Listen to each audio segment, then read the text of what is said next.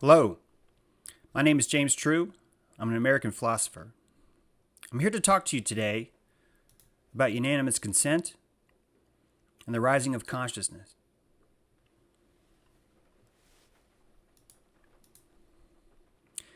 When I was young and 20, I did a logo for this lawyer, and because I cashed a check, the court sided with him, saying I should have had a contract.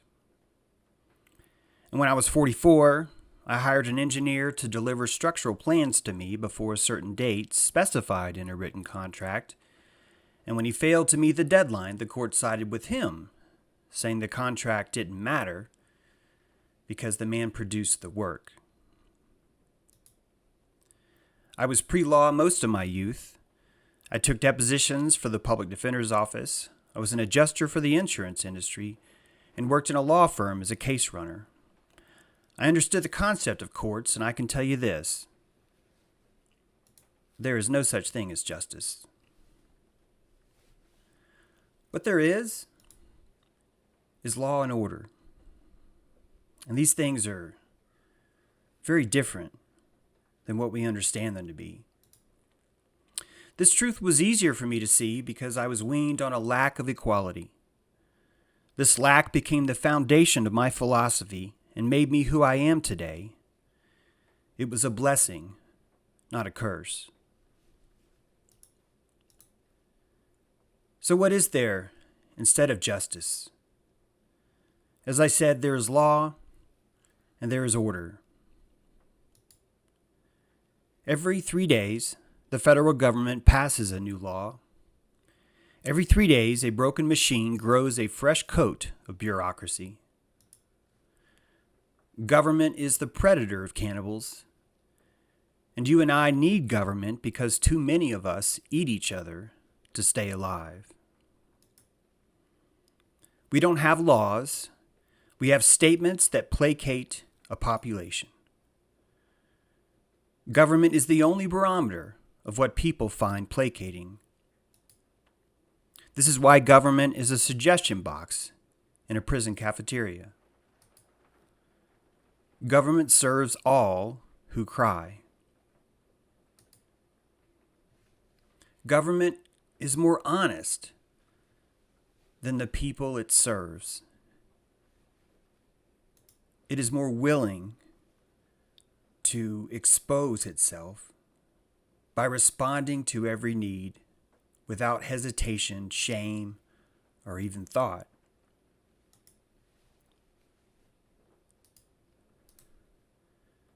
This shows us that what we live under now is true anarchy. What you see in the world and in government today is natural law regulating itself on a grand scale. Man rises from beast by honing his prejudice. Nature is here for us to exercise our prejudice, our supremacy, and our entitlement. There is one law of nature, and that law is entitlement. Entitlement runs every equation from plant to beast. In order for you to move on with this conversation, I'm going to need to introduce to you the concept of transcendentalism. Let me just read this straight from Wikipedia so you understand I'm not making this definition up myself. Transcendentalism is a philosophical, spiritual, and literary movement that developed in the late 1820s and 1830s in New England. A core belief is in the inherent goodness of people and nature, and while society and its institutions have corrupted the purity of the individual, people are at their best when truly self-reliant and independent. Transcendentalists saw divine experience inherent in the everyday rather than believing in a distant heaven. Transcendentalists saw physical and spiritual phenomenon as part of dynamic processes rather than discrete entities.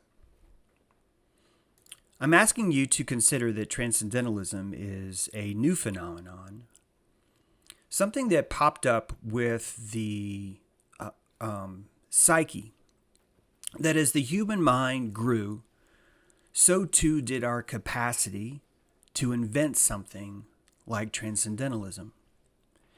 This is a new player on the field. There are new members of society who would fit under this category, and their belief in the natural world is bringing forth a new kind of natural law. And this presents a threshold. This threshold is easy to see because it's based on basic fear and the structures of one's consciousness. That as one rises up the ladder of consciousness, one will discover transcendentalism, but until one gets there, one would have no choice but to reject its ideas. What I'm sharing with you is the idea that man is natural, that man and nature are the same, and that it is from this nature that we will find all of our laws, all of our morality, and all of our ethics today. There are 4 modes of man in nature. These modes are slave, majoritarian, sovereign, and symbiont. Each of these modes is moral because each of these modes helps man hone his will. Slavery is a symbiotic relationship with a master. This is a very difficult concept for many to accept because many are ashamed of the slavery that brought them here. To demand every tree in the forest be sovereign is to embrace tyranny, eugenics, and human deforestation. And that there is a trend right now to insist that every single creature seek for sovereignty as their highest ordeal, and that seeking of that ordeal too is just as dangerous as every other kind of tyranny we see, because it goes against the very grains of nature itself. The religion of the soil is built on redundancy and decentralized abundance. Nature doesn't have a singular central authority for anything because that would be the weakest point. Nature has no quickening. Nature insists there must always be more, so much more than one. Strife is built into nature as the constant gardener. Without strife, none of us could grow. White slavery matters because slavery is good. Slavery has not only been moral, it would have been cruel to turn someone away when they were in need of shoes. History shows us every time we abolish slavery, it simply arises in another form. And this comes back to one of the 4 modes of human being, which is as a slave. In 1723, serfs were untaxed property. It took over 100 years for serfdom to wean itself out of existence. Serfs were progress from slaves because they were attached to the soil. When the land was sold, the serfs were its human forest that came with the land.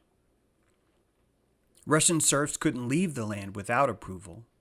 They had little recourse and were often treated firmly. They found their solace by being connected to the land because their consciousness had taken root, but it was not yet portable. Man is ashamed of his cravings for hiding under the floor.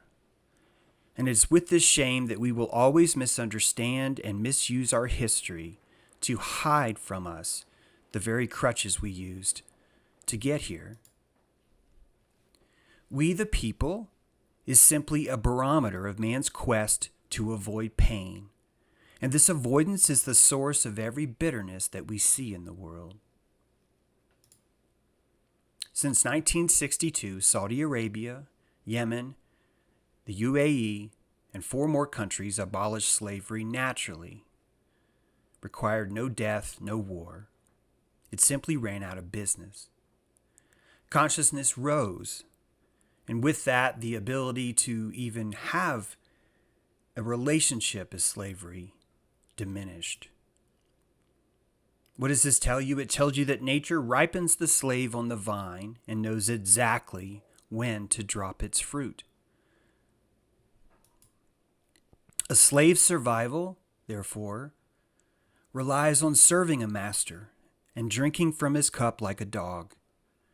The slave entitles himself to every comfort and convenience with a clear conscience, grateful to crawl on its belly in the dark. I assure you, this act is moral for the slave because it allows the slave an opportunity to thrive in the world.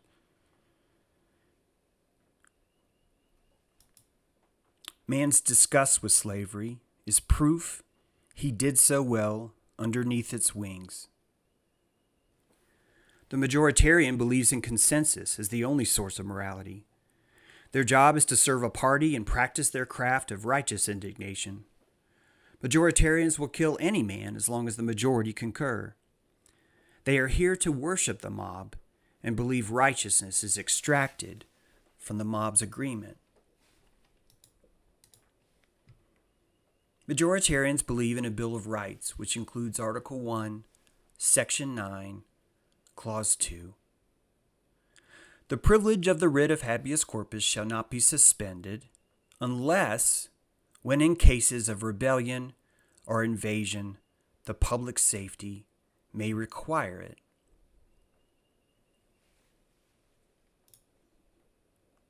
The majoritarian believes public safety supersedes human rights. And there are simply not enough people who understand how crucially dangerous that has been, was these past few years, and will be going forward. What you've seen is proof that the majoritarian does not respect the Bill of Rights. The majoritarian respects Article 1, Section 9, Clause 2, and worships the party of public safety.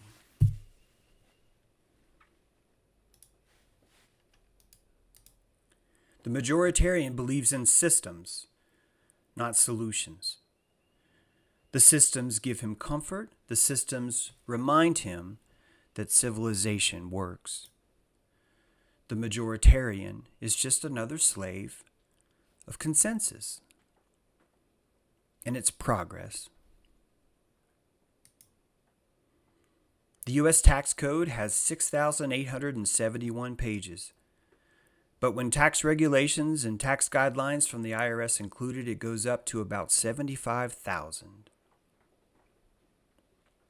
This is the majoritarian. There are 22 million words in the U.S. Code telling man how he must behave.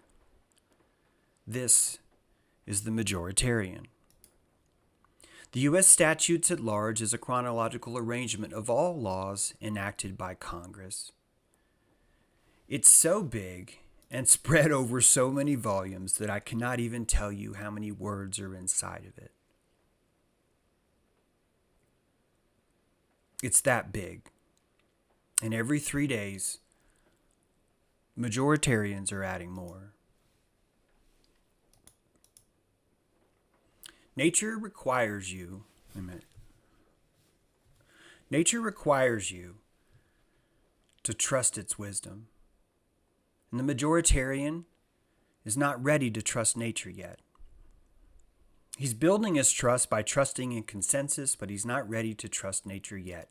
Nature has death, and as long as the majoritarian fears death, there's no going further than a consensus that has convinced him that there is everlasting life somewhere else. As a sovereign man, you value your independence only thanks to the shame of slavery and the foolishness of majoritarians that came before you. You stand in a special place because you've been to both valleys. Both have been hermetic ladders that you've climbed to reach this vista.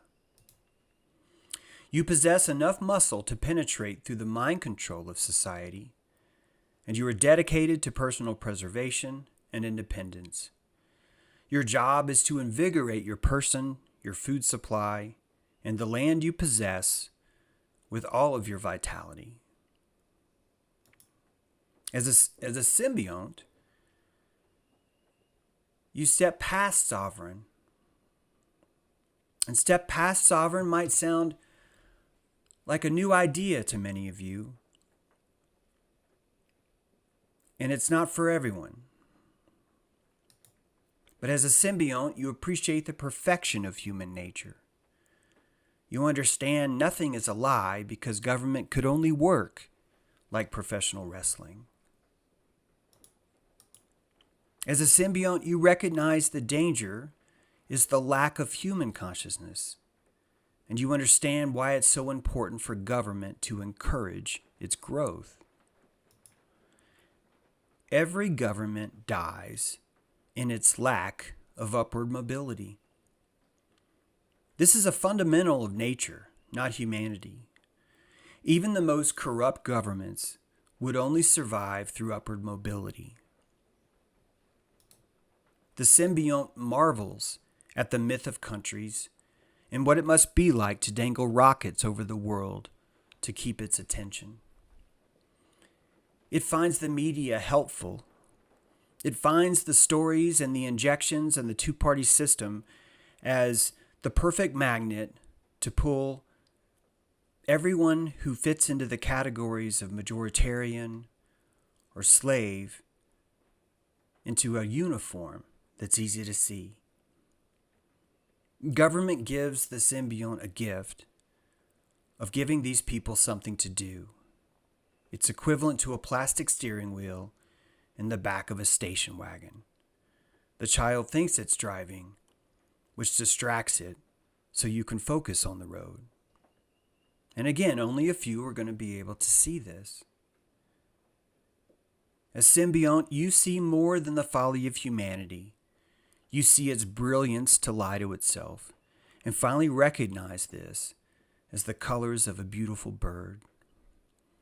That our lies are a part of our plumage, and that man uses lies to dress his reality as any bird would puff up its feathers, or any courting would build a nest. This is how we mate. We are entitled to exercise our prejudice to lie. And every mode of human that I listed before needs lies to regulate their system under anarchy. Think about this. These are not corruptions. The two-party lie, the banks lie, the budget lie, the invasion lie, the history lie, the cosmology lie, the medical lie, the Zionist lie. We are entitled to lie to each other precisely because we do. All of our trespasses and enslavements will come from man's entitlement to lie to himself. After all, that's really what government is. People lying to itself. You and I think we want freedom, but we don't. Freedom is a dream for slaves. Freedom is a dream where there's a warden who's ensuring that you have free time. Man's deepest craving is not freedom, it is symbiosis. I could say more on this, but I know the deeper rooted you are in sovereign or majoritarian or slave or any of the other four modes, the harder it will be to even consider this perspective.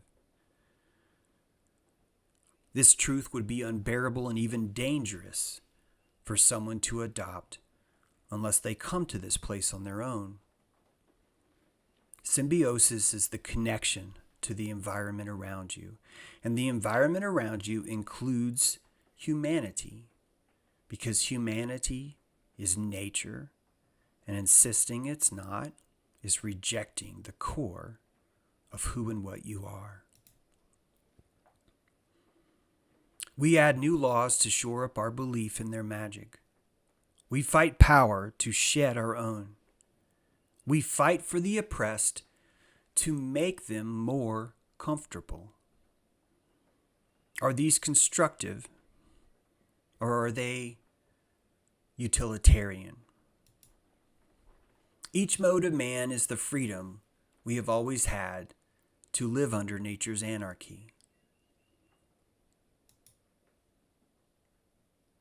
I've outlined 18 steps, and don't worry, I'm not going over each one, but if you were to quickly hear these steps, you would understand that each of these are man slowly learning to get off his hands and knees and stand up on his own. When you study the Mesoamerican culture, you'll notice that the cannibal is at the bottom. That cannibalism thrived so well in Mesoamerica because it was pre-slave.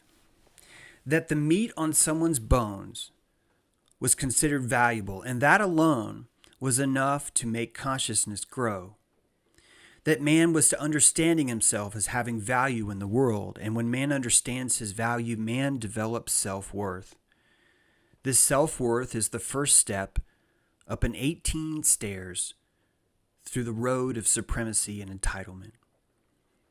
So from cannibal, this man might switch into thief, where instead of killing someone and eating him, he might steal possessions from him. That this would actually be a rising of consciousness.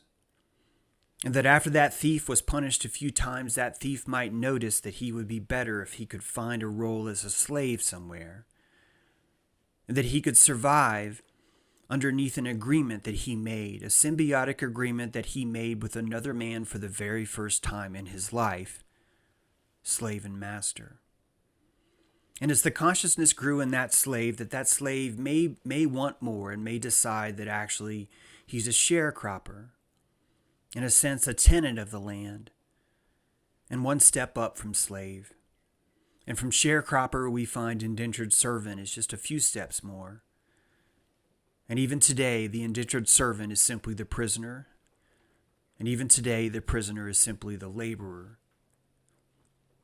And the laborer will find the work too painful, and that strife will cause him to seek an apprenticeship, and that apprenticeship person will find that they've learned what they need and they're ready to go out on their own and accomplish it as a worker, and that worker will gain enough rights and enough self-respect for themselves that they will demand to be considered as an employee, and that employee will work diligently and rise their consciousness enough to create the desire to become a manager, and that manager will become a supervisor, and that supervisor will become a partner, and that partner will go out onto his own and become a contractor, and that contractor will develop his own system of patriarchy underneath himself, where another thief, another slave, another sharecropper, another servant, another prisoner, laborer, apprentice will work underneath them.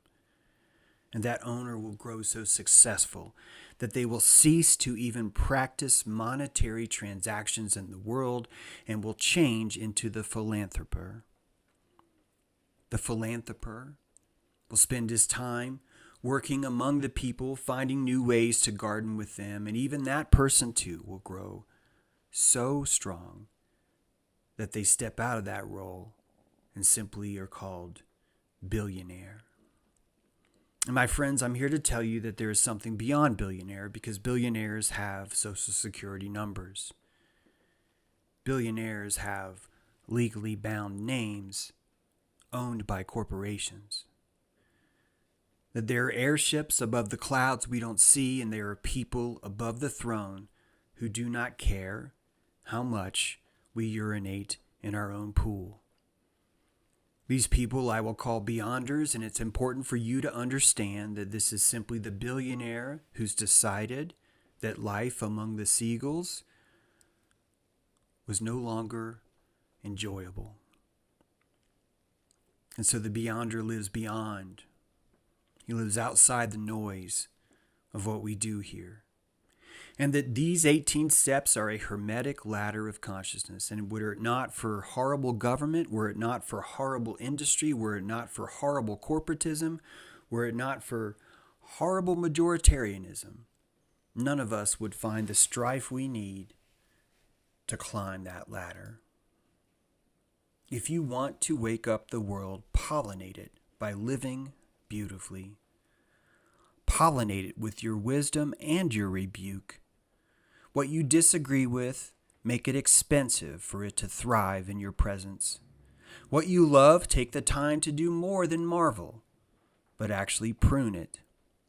Your fingers are an instrument of morality, and you deny the soil until you act on behalf of its authority.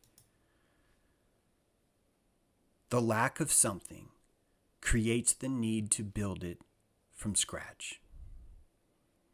This fundamental we call need is nature's free energy device.